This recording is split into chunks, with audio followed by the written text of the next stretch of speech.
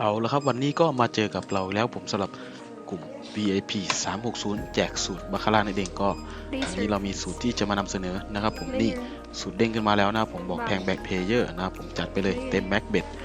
มาดูกันในสูตรของเราในวันนี้นะครับผมบอกเลยว่าสูตรของเรานั้นเป็นสูตรที่ได้รับความนิยมสูงกันเลยทีเดียวก็ช่วงนี้ได้มีการอัปเดตสูตรมาใหม่นะครับผมเป็นสูตรเมื่ออัปเดตเมื่อสิ้นเดือนที่แล้วนี่เองนะครับผมมาดูกันเลยในเกมนี้นะครับสูตรเด้งบอกแทงเพลเยอร์นะครับผมแล้วเรามาดูกันในเกมแรกกันเลยว่าสูตรของเรานั้นจะได้ผลแค่ไหนนะครับโอ้โห9 แต้มแล้วครับผมสูตรเราวินใสๆเลยครับเกมนี้เป็นไงล่ะครับสูตรของเราติ๊กเพลเยอร์ปุ๊บนี่ชนะไปแล้วนะครับผมในสูตรของเราเฉลี่ยแล้วก็ชนะมากกว่าเสีย1 2 3 4 5 6 7 8ไม้นะครับผมจะเสียไปแค่3ไม้เท่านั้น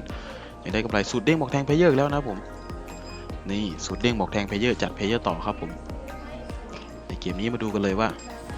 จะออกเพลเยอร์ตามสูตรของพวกเราจริงๆหรือเปล่านะครับมาดูในเกมนี้กันต่อเลย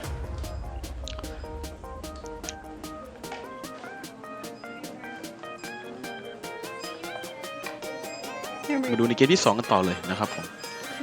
8 แต้มแล้วนะครับผมเป็นไงล่ะครับผมสูตรของเรา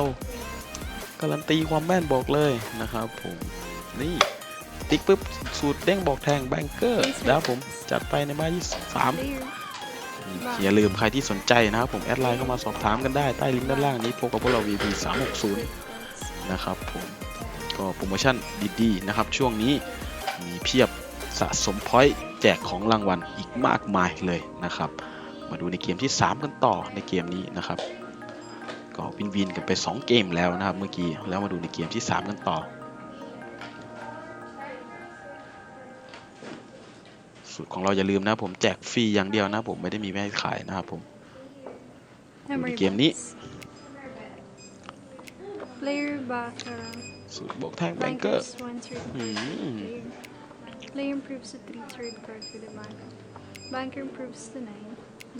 เป็นไงล่ะครับผมสูตรของเราชนะ3เกมรวดเลยนะผมเมื่อสูตรเด้งแบบนี้ก็ติ๊กปุ๊บเป็นไงล่ะครับสูตรเด้งบอกแทงแบงเกอร์นะครับผมเข้าแบงเกอร์3ไม้รวดเลยนะครับใครที่สนใจอย่าลืมแอดไลน์ใต้ลิงก์ด้านล่างนี้เลยนะครับผมเรามาดูในเกมที่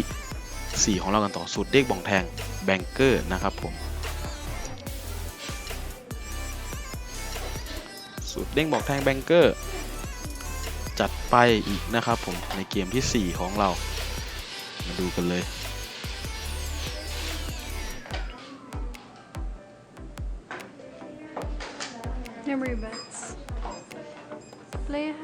เพย์1 แต้มนะครับผม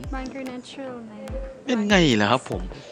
สูตรอะไรจะแม่นขนาดนี้นะผม4เกมติด4ไม้รวดกันเลยนะครับผมบอกเลยว่าแม่นจริงๆใครอยากได้สูตรแบบนี้แจกฟรีนะผมแอดไลน์เข้ามาหาผมได้นะผมตามที่ช่องใต้ลิงก์ด้านล่างนี้เลยนะครับหรือว่าแจ้งมาทางอินบ็อกซ์มาทางแอดของเราได้นะผมนี่ก็อย่าลืมใครที่สนใจอย่าลืมแอดไลน์เข้ามาคุยกันอยากได้สูตรเอาไปใช้กันเลยฟรีๆนะผมมา